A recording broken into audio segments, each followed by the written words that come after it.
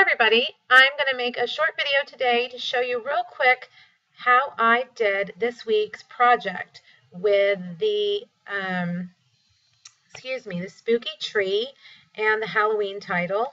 Let's see if I can pull it up. Here is the title and here is the page. First I'm going to show you how I did the title, and it is actually a stamp, and I'm going to add a stamp under just a regular 12 by 12 page, and it's this Celebrate stamp from the Halloween Bash. And I made it really big by dragging those handlebars, and I just wanted the Halloween part, so I'm going to highlight the stamp by clicking on it, click crop, and then I'm going to come over here and drag it so that it gets all of that word Halloween. Click OK, and sometimes it takes a second because it's doing work. I'm making it as big as I can get it on this 12 by 12 page, and I'm going to save it and export it. So I'm going to go to Projects, and I'm going to Share, and I want to export this page, and it's asking me if I want to save it. Yes. But this is the important part. You want to save it as a JPEG, and you want to make sure you note where you're going to save it and click Finish. And it's going to take a few minutes to render it, and then I'm going to come over here to the Silhouette, and here's my blank canvas. Again, File and Merge. And I'm going to navigate to where I saved it and open up my JPEGs. Down here you have to change it because as a default it's looking for Silhouette Studio files, and that's not what we have. We have a JPEG. So I'm going to open it up and find it, and there it is. Now here it is, kind of like clip art. It's just a picture. It's not a cut file. And we want to highlight that word by using this tool right here, the Trace window.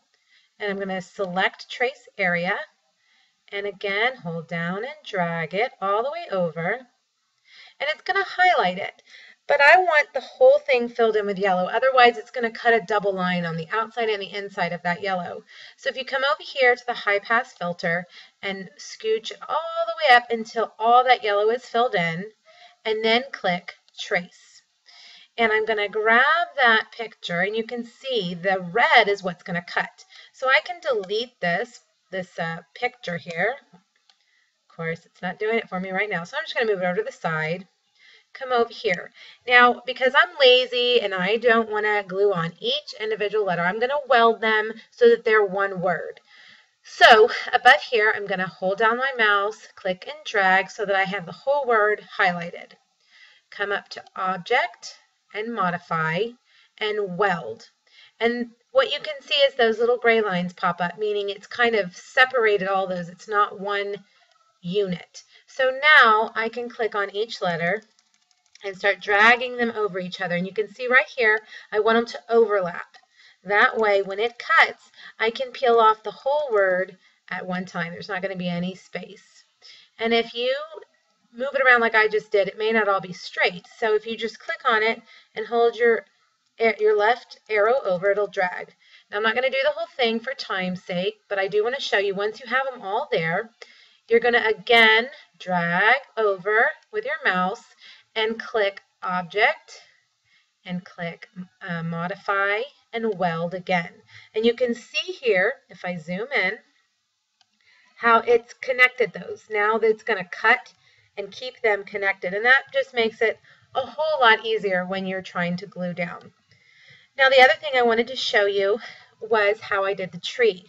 And the tree, a lot of the recent MDS files come in SVG format, which is a type of file that the Silhouette recognizes if you've upgraded the software. You have to pay an extra $50 for it to recognize the SVGs, and you can do that through your Silhouette software or on the website. But some of the older MDS files are not SVG, and I really want to use them. So I did the same thing over here on MDS. I have the tree. It was a stamp from, oh, I have to look back. I'll put it in the notes on my blog. I, again, did the stamp, put it on, made it really big as I could, and Project, Export Pages as a JPEG. So then I go back over to the Cameo, and I find that file and make sure I'm opening the JPEGs. And here it is. So I'm going to click it and it's going to be on here. Now what I did, I wanted this to be a stencil. You could just cut this out of paper and it would be beautiful. But I wanted it to be a stencil. So I used a window sheet, Stampin' Up's window sheet, to cut it so that I could then put the spackle that I used instead of embossing paste. So you're going to do exactly the same thing you did a minute ago.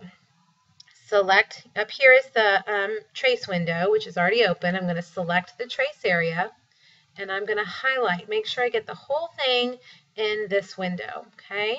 Now again, you can see that the whole thing is not filled in with yellow, and it's going to cut a line here on the inside and a line on the outside, and I don't want that. So I'm going to move this up as high as it can go, and as you can see, it didn't fill it all in. I moved that bar as high as I could. But look, I can still continue to hold this arrow up until it completely fills in with yellow. Now, I don't know why that's important, but I do know for it to not cut that double line, you do have to do that. All right, so you're going to trace again. And on this one, you could do an outer edge because there's no holes or anything. But I just am going to click regular trace, and it works just fine. And we move that tree out of the way. So there's our spooky tree that I love. And to cut it on a window sheet, once you have this here, you come over to this little thing. It looks kind of like a printer, Send to Silhouette. And you're going to click on that. And you're going to need to change your settings because I have it set on cardstock, and a window sheet is much thicker. And the settings I use, I kind of have experimented, and I believe it was, darn it, I can't remember exactly. I always have to play around with it. I think it was this one, rhinestone template material, but I believe that the one, you can see down here the little arrow moving to show you how deep the blade is. You need a deep blade. So glittered cardstock is a 6, and so is, well, cover stock is a 7, so that would be good.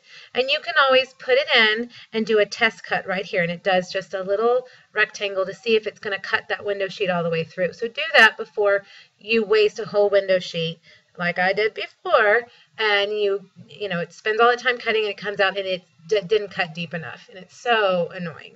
So make sure you do that little test cut and see what works best for you.